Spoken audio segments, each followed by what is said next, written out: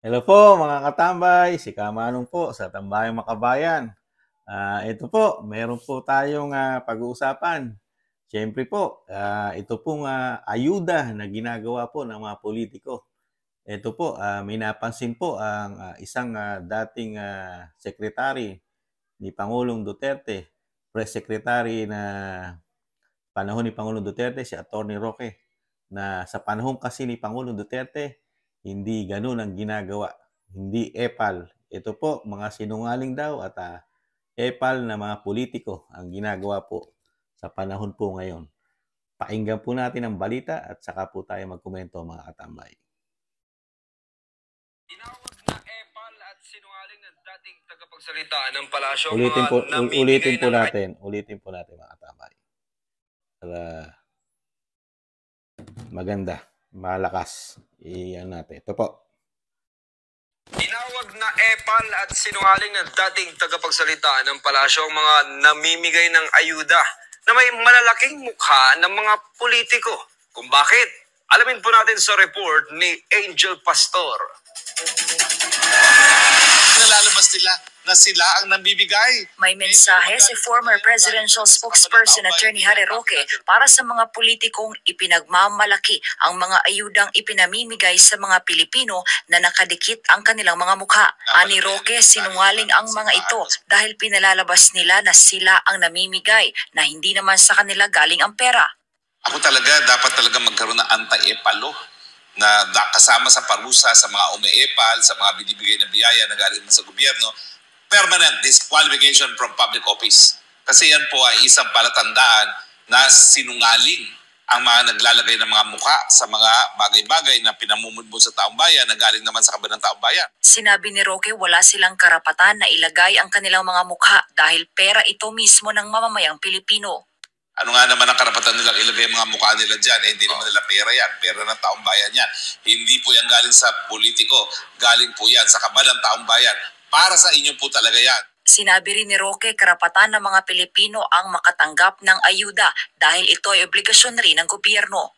Dahil obligasyon ng Estado na kayo ay magkaroon ng pagkain, dahil ang pagkakaroon po ng pagkain na isang karapatang pantao, hindi po yan biyaya na galing lamang kay Speaker. Ang mensaheng ito ni Roque ay kasunod ng hamon ni Davao City Mayor Baste Duterte kay House Speaker Martin Romualdez na tanggalin ang mukha nito sa mga ayudang pinamimigay sa mga Pilipino.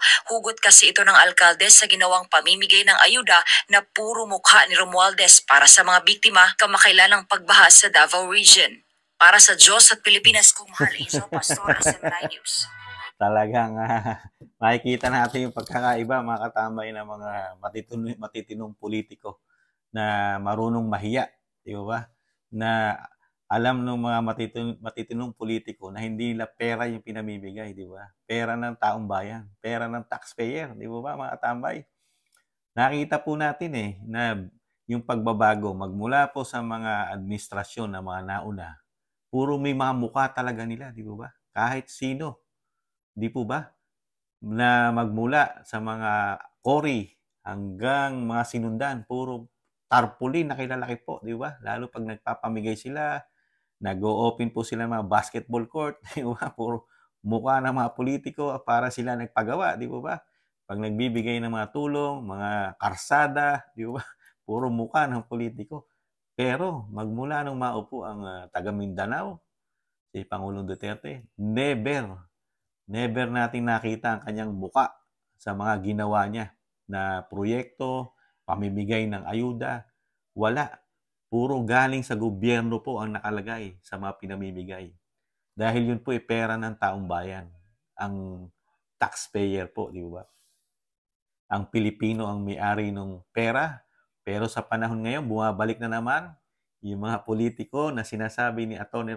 Roque na mga sinungaling, na mga epal na politiko, di ba?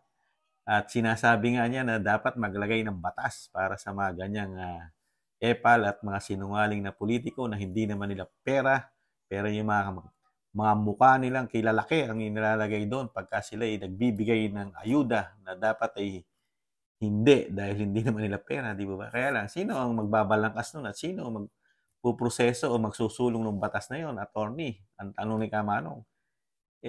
para sa kanila yun eh, di ba? Laban sa kanila yun, kaya malabo yun. Isusulong ba ni speaker yun? Di ba? Eh, puro mukha ni Speaker Romualdez yung mga nasa bagong Pilipinas na ayuda, di ba? Yung mga one-stop ayuda caravan, di ba? Pati mga bigas, may mga muka pag binibigay, di ba? Kaya mag-isip-isip din po tayo mga katambay, di ba? Nakikita po natin yung difference ng mga politiko sa panahon ni Pangulong Duterte. Talagang never siyang gumamit ng kanyang muka pagka siya ay nagbibigay ng pangangailangan o ayuda ng ating mga Pilipino, lalo yung mga talagang sinasabi natin kapuspalad, di ba mga katambay? Eh ngayon po, lahat ng politiko ngayon, talagang ginagastosan po nila ang kanilang muka.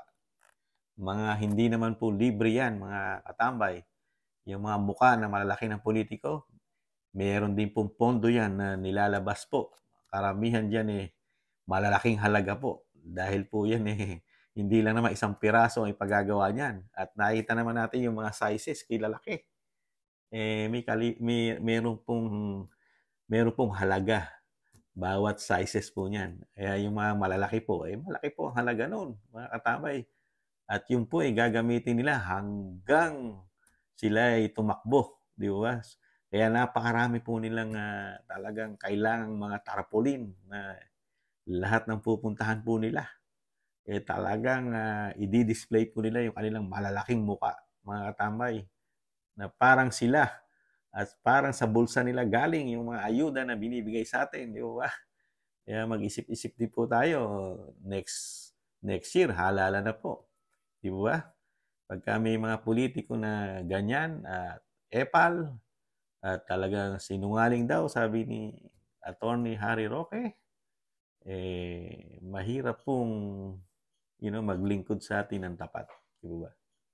Yun lang po ang komento ni Kamanong sa mga tinura ni Attorney Harry Roque sa balita ng mga epal at sinungaling ng mga politiko.